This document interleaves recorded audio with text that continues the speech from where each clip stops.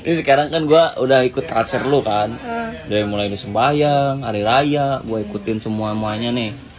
Next time lu yang ikutin culture gue, lu harus jabar, Cok. Ngapain gua di Jabar? Ya gue lagi sholat, lu ikut masjid. Gua ikut sholat. Ya enggak lah, lu kayak tahu aja nih tempat sholat gua gitu. Gitu. Nanti lebaran, nah lu ikut. Gua pakai jilbab juga. Iyalah, nanti kan ada kurban.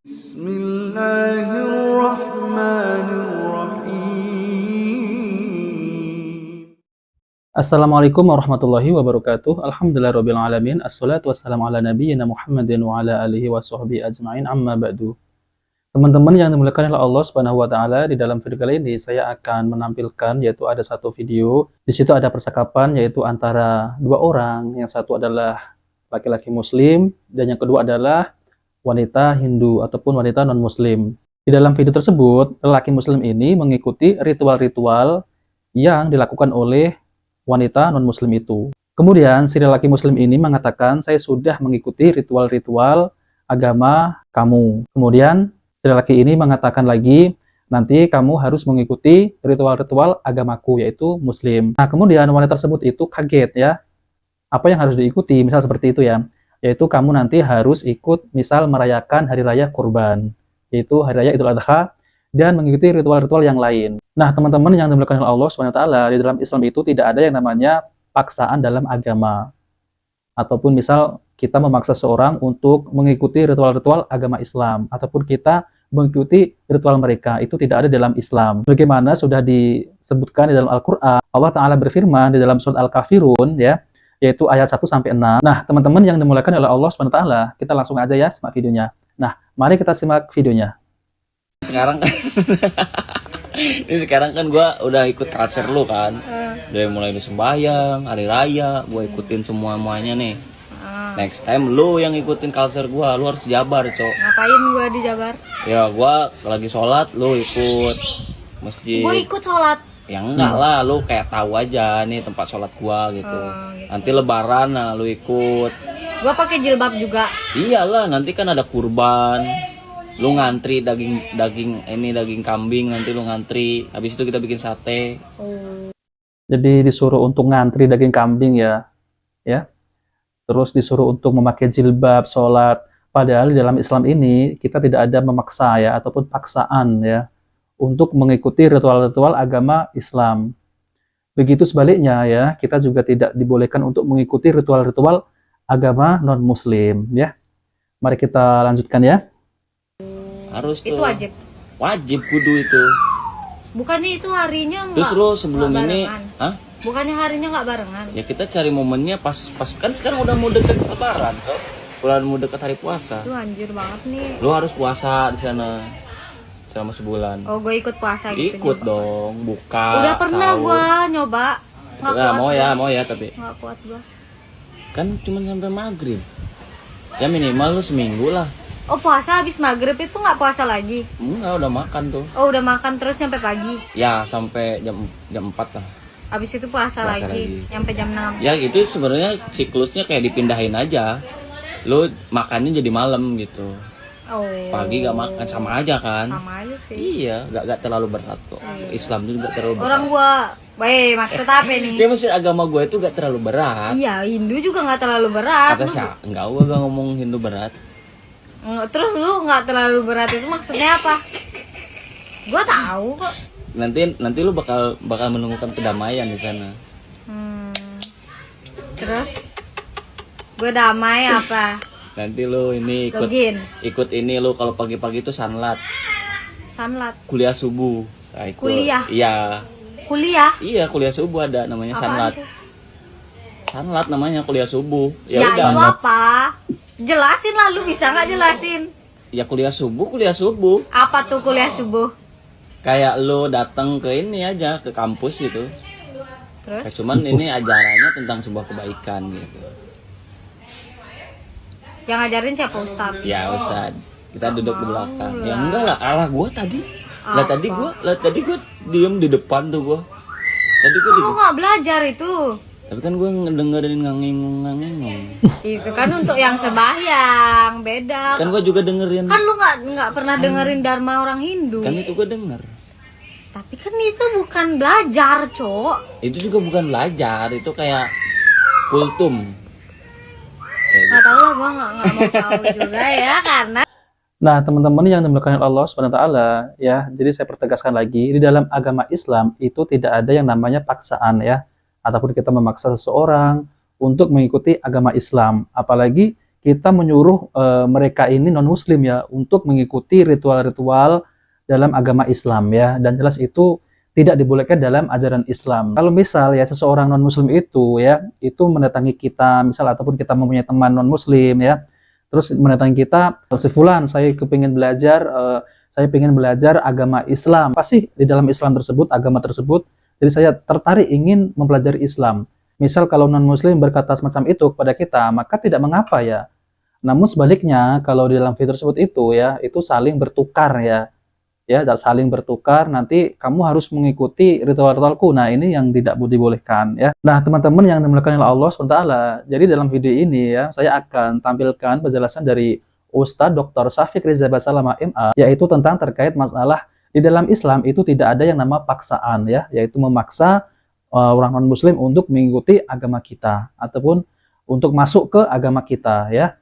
Nah, teman-teman mari kita simak videonya. Kita lihat bagaimana Islam mengajarkan kebebasan beragama. Nggak ada pemaksaan dalam beragama. Kayak Islam, Ustaz, Islam kan perang menuju ke Mesir, Islam berangkat ke Eropa. Nah, tapi tidak ada pemaksaan dalam beragama sama sekali. Iya, betul, tidak ada paksaan. Bahkan disinilah umat Islam kalau mau jadi Islam yang benar, yang dibaca apa? Koran, Facebook, yang dibaca Al-Quranul Karim. Baca tuh Quran. Jelas-jelas Allah mengatakan la ikraha fid din. Nggak ada pemaksaan dalam beragama, nggak ada.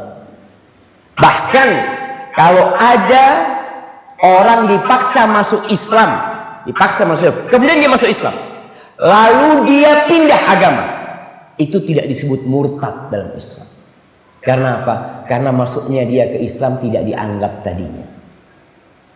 Ada orang dipaksa masuk Islam, lalu dapat 3 hari dia murtad. Oh, murtad, dipotong kepalanya. Lah, karena dia masuk Islamnya dipaksa. Ingat, tidak dianggap jemaah. Di surat Al-Kahfi ayat 29 Allah mengatakan wa qulil haqqu bir rabbikum. Katakan kebenaran itu dari Rabb kalian. Di sini umat Islam mempercayai kebenaran dan itu datangnya dari Tuhan, dari Allah Jalla Jalla, dan Allah menurunkan Al-Qur'anul Karim. Dan kalau ada orang yang tidak percaya dengan Al-Qur'anul Karim, ya ada muslim yang meragukan Al-Qur'anul Karim. Kalau orang kafir dari dulu. Iya, betul. Tapi muncul generasi umat Islam yang meragukan keabsahan Al-Qur'anul Karim. Allah sudah kasih tahu dari dulu. Qul in kuntum fi raibim mimma nazzalna ala abdina fa'tu bi suratin min mithlihi wad'u syuhada'akum min dunillah. Jemaah, kata Allah, kalau kalian ragu Al-Quran ini dari Tuhan kalian, kalian ragu, coba kalian bikin satu surat, bukan satu Al-Quran, bukan satu juz, satu surat yang sama dengan ini. Kalau kalian panggil tuh profesor, kalian panggil guru-guru, kalian panggil ahli-ahli, semuanya bikin satu surat, dan kalian tidak akan pernah bisa melakukan. Dan sampai hari tantangan Allah sampai hari ini berlaku. Surat paling pendek berapa ayat ya? 3 ayat. Bikinlah kayak inna a'tainakal kautsar. Maka Allah katakan wa qulil haqqu mir rabbikum. Kebenaran itu dari Rabb kalian. Tapi Allah mengatakan faman syaa'a falyu'min wa man syaa'a falyakfur. Barang siapa yang ingin beriman, tafadhol beriman. Yang ingin kufur, monggo, monggo. Bahkan di surat lain Allah mengatakan in takfuru antum wa man fil ardi jami'an fa innallaha ghaniyyun hamid. Kalau kalian semuanya kufur, semua penduduk bumi yang jumlahnya berapa miliar? Miliaran. 7 miliar. 8 miliar semuanya, dan semua bangsa jin itu semuanya kufur, itu tidak akan mengurangi kekayaan Allah. Allah tetap maha kaya dan Allah tetap maha terpuji. Ini kebebasan. Tatkala Islam masuk ke Andalusia, apakah dipaksa orang-orang Spanyol untuk masuk Islam? Tidak ada paksaan. Tatkala Islam masuk ke Mesir, apakah dipaksa orang-orang Egypt untuk masuk Islam? Enggak. Sampai hari ini ada tuh gereja-gereja kuno, mulai zamannya Amr bin As ketika masuk ke Mesir. Sampai hari ini. Karena tidak ada pemaksaan dalam Islam. Berbeda pemaksaan ya. Berbeda dengan orang-orang Nasoro Ketika berkuasa. dengan Ratu Isabella dan Raja God dan Baba Paulus keberapa tatkala menguasai Spanyol kembali, dipaksa. Jangan ada orang yang namanya Muhammad, jangan ada. Jadi dari dulu jemaah, kalau sekarang muncul orang ke Amerika, orang kok namanya Muhammad diperketat, sebenarnya ini warisan siapa? Warisan Isabella dan Raja God di Andalusia. Nggak boleh ada nama Muhammad di Andalusia. Kita apa ngurusin nama di sini, jemaah? Agamanya tetap Nasara, tafadhol. Mau namanya apa, tafadhol. Tapi mereka memang warisan. Di sini kalau mengatakan kebebasan, enggak, kau bohong. Cuma menang omongan, dan itu penting jemaah. Kadangkala media ini memutarbalikkan fakta. Dan kita sudah sampai masanya di mana Rasulullah sallallahu alaihi wasallam mengatakan, yukhawwanu fiha al-amin wa yu'tamanu fiha al-kha'in. Di masa orang yang amanah dikatakan pengkhianat, orang yang pengkhianat dikatakan amanah. Yusaddaqul kadhib wa yukazzabus shadiq. Orang yang benar ngomongnya dikatakan pendusta, orang yang pendusta dieluk-elukan. Kita sampai ke masa itu, dan media yang senantiasa melakukan hal itu. Makanya antum sebagai umat Islam ya harus memanfaatkan media dengan cara yang benar untuk menampakkan bagaimana kebebasan dalam Islam. Thomas Arnold, dia salah satu orientalis yang masuk Islam. Dia mengatakan, kita tidak pernah mendengar satupun usaha memaksa orang di negeri-negeri yang dikuasai oleh Islam untuk masuk Islam. Kalau itu terjadi, habis Nasoro itu jauh. Di Andalusia nggak ada. Habis itu Nasoro di Palestina, kata dia. Sangat mudah jamaah Islam untuk melakukan itu. Ratusan tahun Islam berada di mana? Di Palestina. Sampai datangnya Salibiyin. 800 tahun Islam berada di Andalusia. Apa nggak bisa membumi hanguskan semua orang yang tidak mau masuk Islam? Bisa. Tapi itu bertentangan dengan syariat Islam.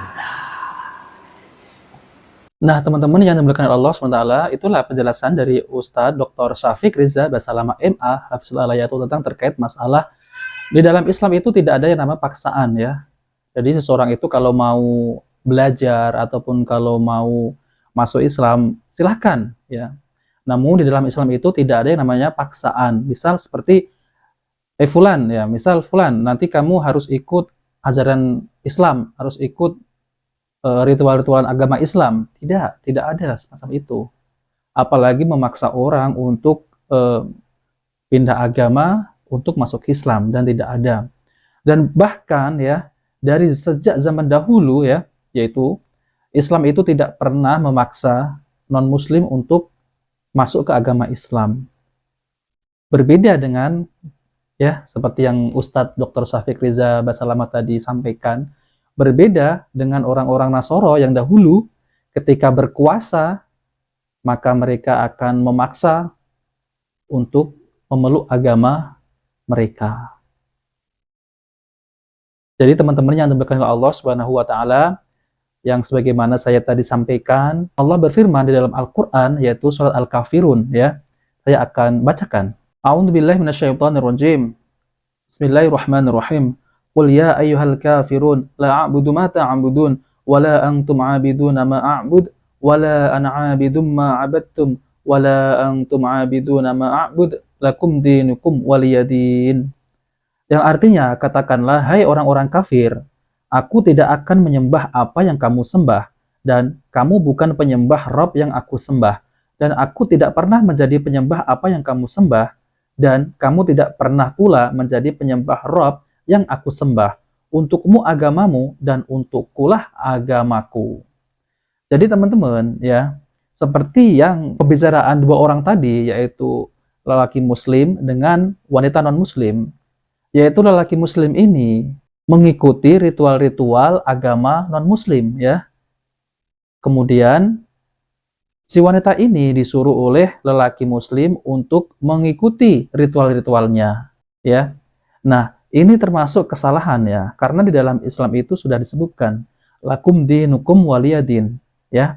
Namun kemungkinan, ya, kita husnudon aja, ya, mungkin lelaki muslim ini belum tahu ilmunya, ya, mungkin belum sampai ilmunya, kemudian dibuatlah